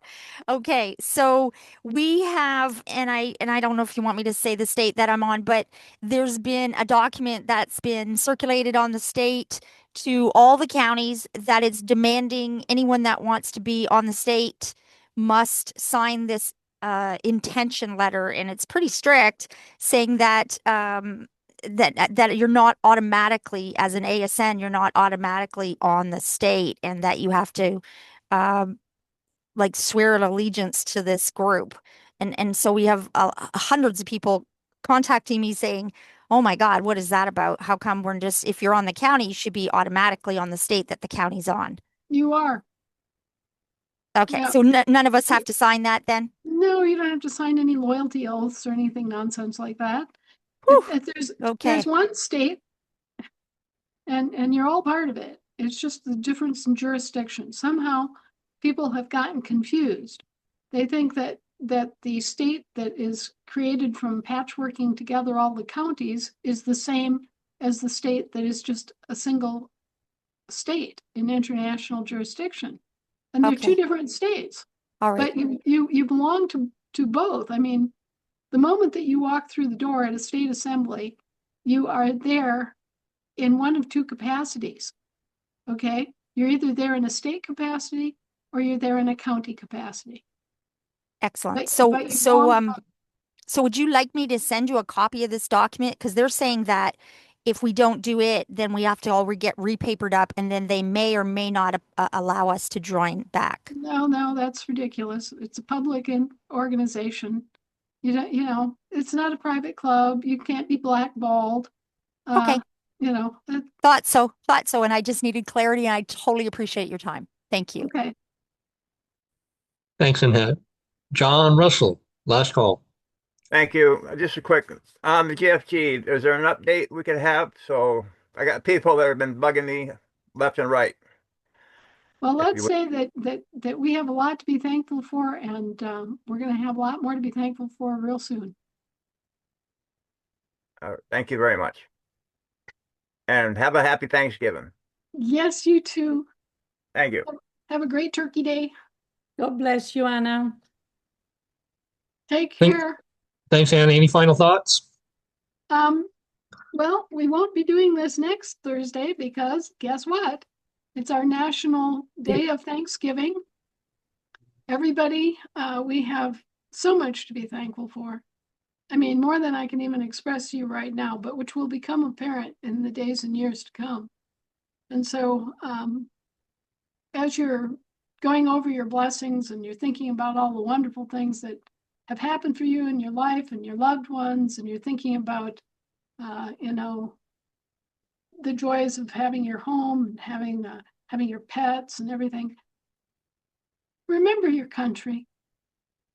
Remember this big sweep of America, and be grateful for. You know, one of the great joys of my life is when I get to sit down and open the mail, and I've got mail from all over the country. And and here are these people they're writing they're for the most part, they're not writing about problems. They're just writing to give me an atta girl and $20, you know? And it's, I look at each one of these addresses and, oh, New Hampshire, oh, Vermont, oh, Nebraska, oh, Iowa, you know? It's like having pen pals from all over the country. And as I'm thinking about this, I'm thinking about each state. And I'm envisioning it in my mind. I'm putting it in its place in the geography. I'm thinking about the kind of land it has. I'm thinking about the Great Plains. I'm thinking about the Rocky Mountains. I'm thinking about the Appalachians, you know, and I'm celebrating America because you send me these cards and letters and donations through the mail. And every time I do this, it's just so inspiring. It's so heartwarming to think of this great country and all the beauty, the natural beauty that we have here. So I invite everybody to do that, to just kind of take a little travel in your mind. You know, visit the northeastern states in your mind. Visit the beauties of Virginia and the Carolinas and Georgia and Florida and let your mind drift, you know. Let it drift across the Great Plains. Let it drift across Texas and Oklahoma and Kansas and Missouri and go farther west, you know, see the American Southwest, you know, the Red Rock country and the great desert amphitheaters and the great salt flats and visit Idaho in your mind and you know, go to the Pacific Northwest and think of Washington and Oregon and Northern California and the redwood forests and you know, drift on down to San Diego and Baja and think of the beautiful southern coast of California. I mean, talk about being grateful. That'll make you feel grateful on Thanksgiving, if anything will. Be grateful for this great country and all of the beauty of it and all of your countrymen. It's a wonderful place to be, really. Wow. Thank you, Anna. And it's going to get even better. All right, guys. I wish you all a wonderful, wonderful Thanksgiving, a safe Thanksgiving with your friends and your families and your pets and your homes all intact and happy. And I will Thank wish you, Anna. good Thank night. you, Anna. Love you, Anna. Thank you, Anna. Thank you. Thank you, Anna. Good night, Thank guys. you. Love you. Good Happy night. Thanksgiving. Thank you, Anna. Good That's night. it. That ribbon of highway I saw above me, that Endless highway. I saw below me, that golden valley. This land was made for you and me. I roamed and rambled, and I followed my footsteps to the sparkling sands of her diamond deserts, and all around me a voice was sounding. This This land was made for you and me. land is yours. This land This is is mine. my land, California, California to the New Highlands, redwood redwood forest, forests, green Waters. this This land is land was made for you and me. sun came shining, and I was strolling, wheat fields waving, and the dust clouds rolling, and the fog was lifting, a voice was chanting. This land was made for you and me. As I went walking, I saw a sign there, and on the sign said no trespassing, but on the other side it didn't say nothing. That side was made for you and You me. and me. This land is yours. Your land. land. This land is my land. Beautiful.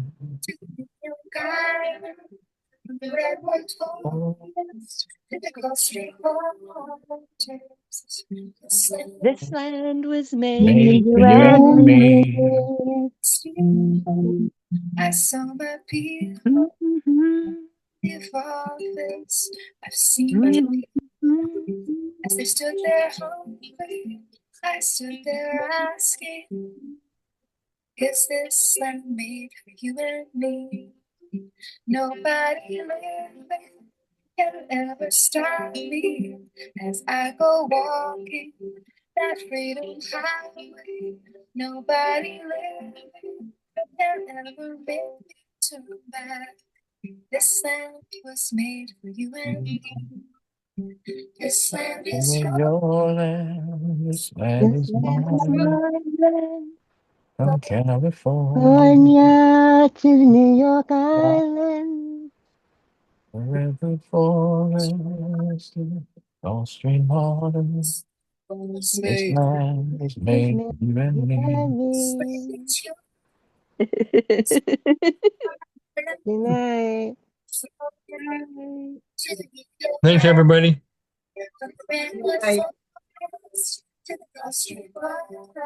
Beautiful song. Thank you, guys.